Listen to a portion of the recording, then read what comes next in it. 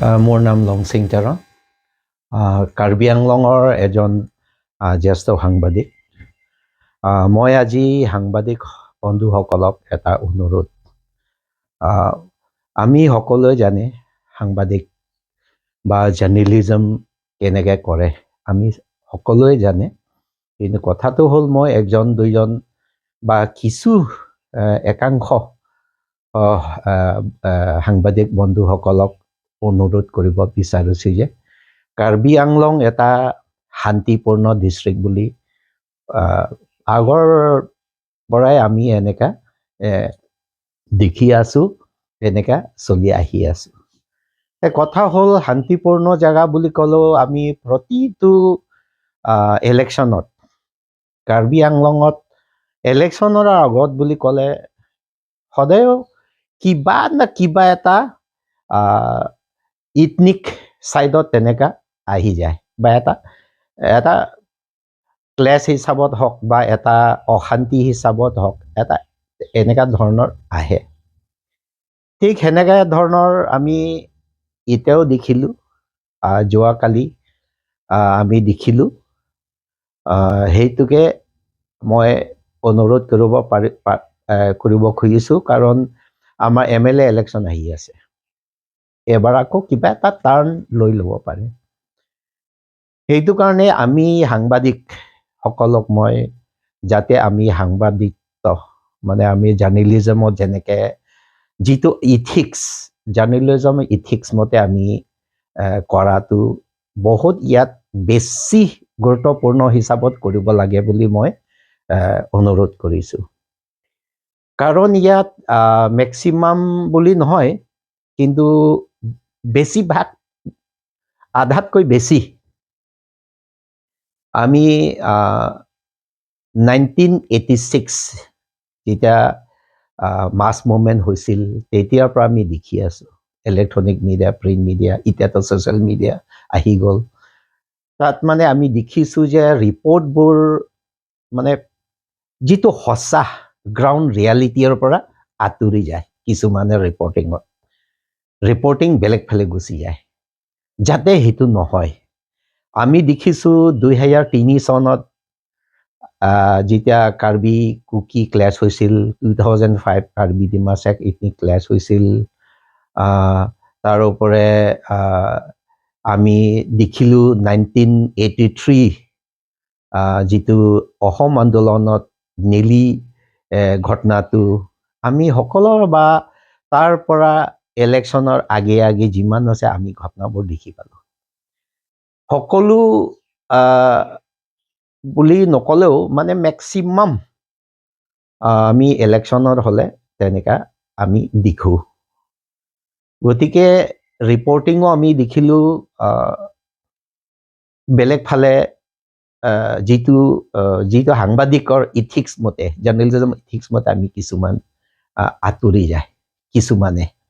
তাত আমি সাংবাদিক সকলে আমাৰ ইথিক্স আমি সকলেও জানি, তথাপি মই আৰু এবাৰ বন্ধুসকলক মই অনুৰোধ সেইটোৱে, আমি যাতে প্ৰভোক কৰিব নালাগে, হেট যাতে দিব নালাগে, হেট নিউজবোৰ দিব নালাগে।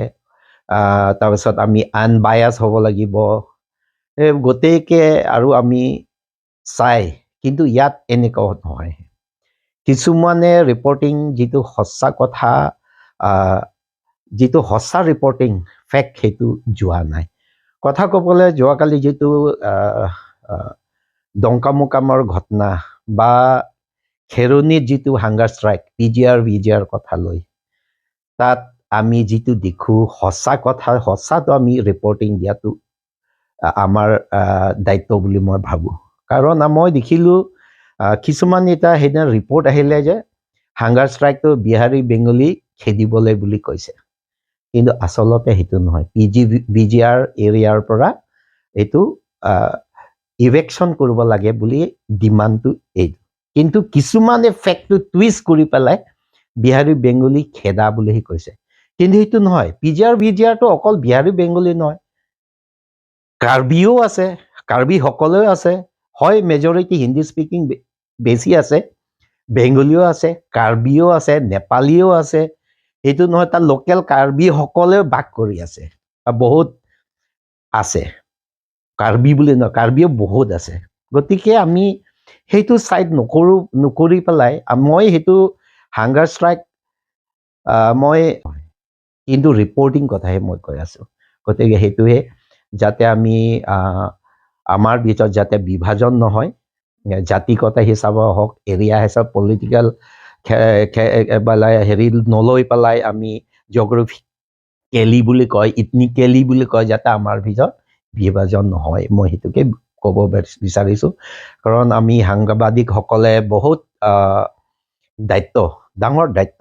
গতিকে এতিয়া হয় আমাৰ ইয়াত এনেকা সাংবাদিক আছে, বহুত ধুনীয়াকৈ ৰিপৰ্টিং কৰি আছে, লোকেল যেনেকা শান্তিপূৰ্ণ আনিব লাগে তেনেকা ধৰণৰ ৰিপৰ্টিঙো কৰি আছে, মেক্সিমামটো সেইটোৱে কৰি আছে।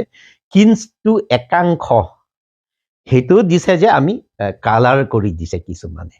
সেইটো নহয় কি মই ছ'চিয়েল মিডিয়া কোৱা নাই, ছ'চিয়েল মিডিয়াও হয়, এইটোতো কিছুমান এভেইলেবল বহুত হৈছে বাৰু, কিন্তু মই বিশেষকৈ print media, electronic media, state হওক, নেশ্যনেল হওক বা সেইটো কথাহে মই কৈ আছোঁ। ষ্টেট বেছ, চেণ্ট্ৰেল বেছ, নেশ্যনেল বেছ, এইটো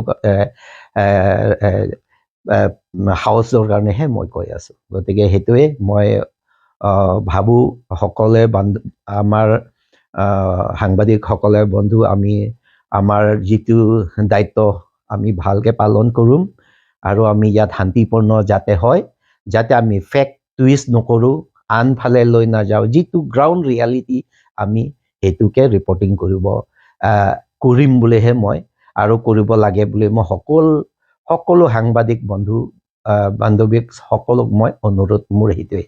কাৰণ মই এইটো মোৰ উদ্দেশ্য সেইটোৱে, মই ভিডিঅ' বনোৱাৰ উদ্দেশ্য সেইটোৱে, কাৰণ মই এইটো দেখি আছোঁ যোৱাকালি ঘটনাটোও এনেকা হৈ আছে। গতিকে যাতে আমি সঁচা ফালে যিটো হয় সেইটো আমি ৰিপৰ্টিংটো যাতে এনেকা কৰোঁ বুলি মই সকলোক অনুৰোধ কৰিম। মই আৰু এটা এই ঘটনাৰ ওপৰত এটা ক'ব বিচৰাটো সেইটোহে যে যিহেতুকে PGR VGRটো চাব জুডিচ বুলি ক'লে, গতিকে তাতো আৰু কোনো একো ক'বলৈ নাই। আৰু মই আশা কৰোঁ আমাৰ বৰ্তমান কাৰ্বি আংলং অট'নমাছ কাউন্সিলৰ CEM তুলিৰাম ৰংহাঙো 12 বছৰ এখেতৰ এক্সপিৰিয়েঞ্চ। গতিকে মই আশা কৰোঁ এখেতেও মানে ভাল সিদ্ধান্ত ল'ব, সিদ্ধান্ত মতে কামটো বাঢ়ি লৈ যাব, যাতে ৰাইজৰ কাৰণে ভাল বুলি মই আশা কৰিছোঁ। ইমানে মই আজি সমাপ্ত কৰিলোঁ। ধন্যবাদ।